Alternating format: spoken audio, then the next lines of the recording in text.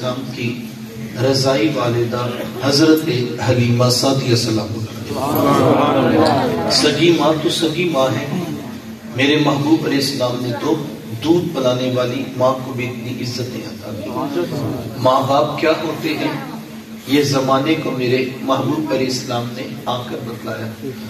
آقا کریم علیہ السلام نے ایک دن صحابہ کو نماز پڑھانا چاہیے، جب مصلی امامت پہ جلوہ فراز ہوئے، تاحد نگاہ صحابہ نے اٹھ کر حضور کا استقبال کیا، محبتوں بھرا یہ ہجوم دیکھا تو چھم چھم آنکھوں سے آنسو برسنے لگے۔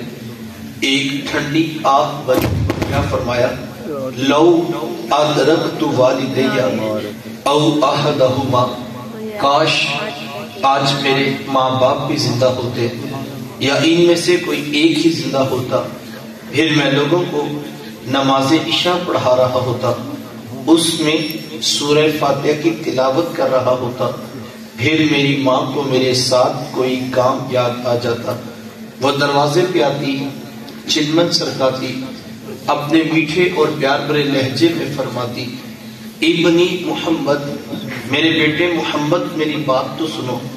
کہا لوگوں میں نماز کا مصلی چھوڑ کر پہلے ماں کی بات کو سنو۔ زمانے کو عملاً بتایا کہ ماں کا وجود کتنا معتبر ہو گیا۔ بیٹے اس میں ایکو آف کرتے، یہ آواز جو دو بار ٹکرا کے آتی ہے ایک ساتھ ہی آواز کرتے۔ جزاک اللہ۔ بیٹیاں کیا ہوتی ہیں یہ زمانے کو میرے حضور علیہ السلام نے آ کر بتلایا۔ آقا کریم علیہ السلام کی آمد سے قبل آپ تاریخ عرب اٹھائیں، جب کسی کے ہاں بیٹی پیدا ہوتی تو شرم سے اس کا منہ کالا ہو جاتا۔ عزت اور آبرو بچانے کا ایک ہی راستہ ہوتا کہ ظالم باپ ماں کی ممتا بھری گود سے پھول جیسی بیٹی چھینتا، گڑا کھود کے دھکا دے کر اوپر مٹی ڈال دیتا۔ اگر کوئی باپ اتنا ظالم، اتنا سفاک تھا تو وہ اس قابل تھا کہ وہ معاشرے میں سر اٹھا کر جی سکتا ہے، اور اگر کسی کے ہاتھوں میں اتنی سخت نہیں کہ اپنی زندہ بیٹی کا گلا دبا سکے تو وہ اس قابل نہیں کہ معاشرے میں سر اٹھا کر جی سکے۔ یہ عرب معاشرہ ہے جس کو قرآن مجید فرقان حمید نے بھی بیان کیا۔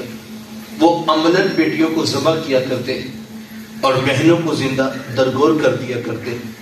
جس دور پہ بیٹی ذبح کی جا رہی تھی، جس دور پہ بہن زندہ درگور کر دی جاتی، میرے حضور اس دور میں کلمہ حق بلند کیا اور حضور میں بیٹیوں کو ذبح کرنے والوں سن لو، فاطمہ تو بدعۃ منی، میری فاطمہ تو میرے جگر کا بھی ٹکڑا ہے۔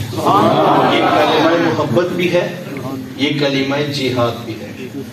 دیکھو آج میں یا آپ اپنی بیٹی یا بہن کے لیے کوئی پیار بھری بات کہیں تو یہ بہت بڑی بات نہیں ہے۔ آج اس معاشرے میں بیٹی کی عزت ہے، آج اس معاشرے میں بہن کا وقار ہے۔ یوں ہی تو نہیں اب بوڑھا باپ اپنی جھکی ہوئی کمر پہ بوریاں لاد لاد کے مزدوری کر رہا ہے کہ میں نے اپنی بیٹی کو عزت کے ساتھ رخصت کرنا ہے۔ جوان سال بھائی فیکٹریوں میں اوور ٹائم لگا رہے ہیں کہ ہم نے بہنوں کو عزت کے ساتھ بیانا ہے۔ یاری باپ تو ذبح کرتا تھا، یہ بھائی تو زندہ درگور کر دیتا تھا۔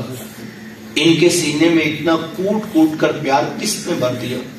جواب ایک ہی ملے گا، یہ فیض ہے آمینہ کے لال کا، یہ فیض ہے میلاد والے آقا کا، جنہوں نے کٹتی بیٹیوں کو عزت اور ذبح ہوتی ہوئی بہنوں کو زندگی کی بہاریں عطا فرمائیں۔ آقا کریم علیہ السلام ایک دن گھر تشریف لائے تو ام المومنین حضرت سیدہ عائشہ صدیقہ رضی اللہ تعالی عنہا عرض کرتی ہیں کہ حضور آج بڑا عجیب واقعہ ہوا۔ حضور میں عائشہ آج کیا ہوا؟ عرض کی حضور ایک حبشیہ نیات عورت آئی اور اس نے دروازے پر آ کر صدا لگائی۔ میں نے گھر میں تلاش کیا کہ کوئی چیز مل جائے تاکہ میں سائل کو صدقہ کر دوں۔ تلاش بسیار کے بعد مجھے صرف ایک کھجور ملی اور میں اس کو وہی صدقہ کر دی۔ حضور اس نے اس کھجور کے 2 ٹکڑے کیے، ایک دائیں جانب والی بیٹی کو کھلا دیا اور ایک بائیں جانب والی بیٹی کو کھلا دیا۔ حضور ایک ہی کھجور تھی اور ماں نے وہ بھی اپنی بیٹیوں کو بانٹ دی۔ ماں خود بھی بھوکی تھی، اس کا اپنا پیٹ بھی کمر سے لگا ہوا تھا، لیکن اس نے خود کچھ نہیں کھایا اور سب کچھ اپنی بیٹیوں کو کھلا دیا۔ یہ کہتے کہتے ام المومنین آپ دیدہ ہو گئی، آنکھوں میں آنسو آ گئے۔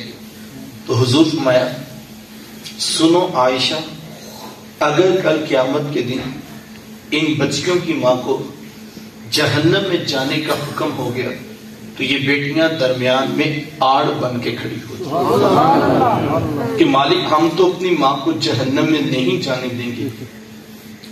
اللہ ان بچیوں کی سفارش قبول کر کے ان کی ماں کو جنت عطا کرے گا۔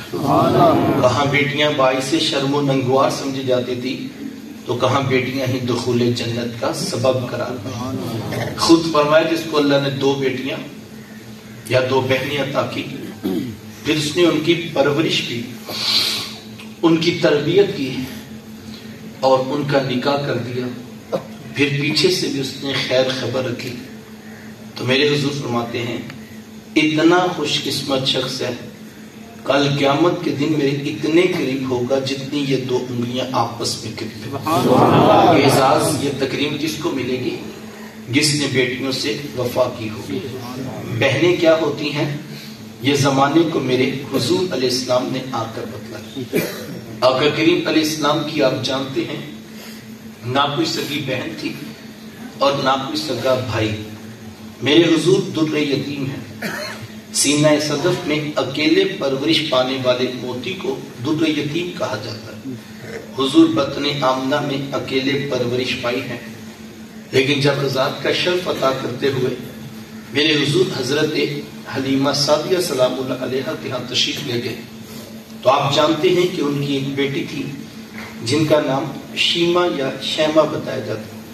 وہ رشتے میں حضور علیہ السلام کی رضائی بہن لگتی تھی۔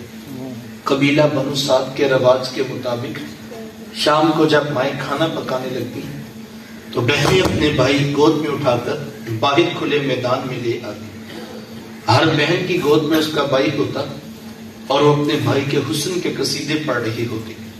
اگر کسی کے بھائی کا رنگ کالا ہوتا تو وہ کہتی رنگ کالا ہے تو کیا ہوا، میرے بھائی کے نقوش دیکھیے کتنے خوبصورت ہیں، اس کی اٹھی ہوئی ناک، اس کی جھیل جیسی خوبصورت آنکھیں تو دیکھو کتنی پیاری، تو وہ نقوش کو معیار حسن قرار دیتی۔